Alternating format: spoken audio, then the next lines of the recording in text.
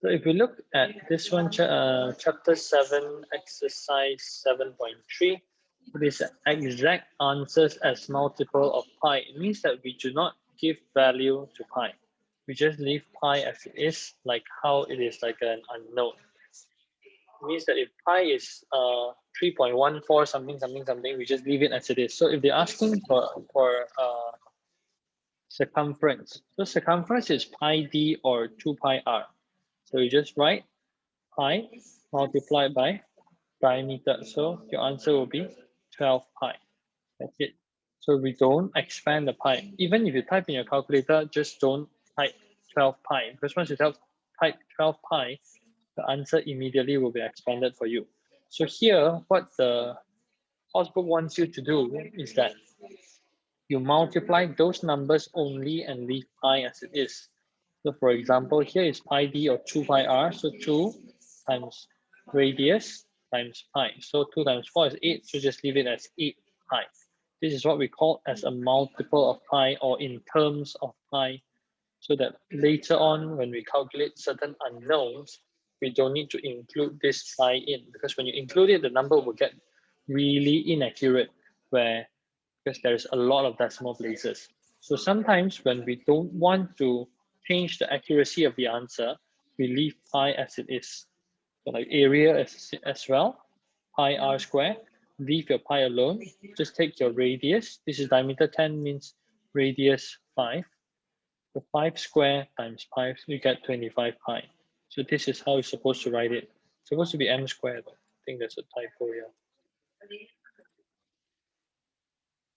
Square meter because it's area. And then this one, circumference, pi d or 2 pi r. So it says divided the diameter by 2 to find the radius because circumference is this. It means that 2 pi r is equals to 2.8 pi. So what you can do here is, since both sides has pi, you can actually cancel it. Okay, I'll write pi as JT because I don't have the symbol here, because this thing looks like a pi. And then 2r is equals to 2.8. So 2r equals to 2.8. R is equals to 2.8 divided by 2, 1.4. So this is your answer for this. So all of this, basically, you just need to solve and give your answer as a multiple of pi. So if they ask you to find the circumference, this is easy, easy, easy. But this one here, circumference include this part. So you need to find this part and this part. So this is half of a circle, which is what we call a semicircle. So we just use pi times 14, then the whole thing divided by 2, because this is the half of a circle. And then we need to add 14. So the answer here will be 7 pi plus 14. That's it. So this is your answer for question D, because 7 pi is here, 14 is here.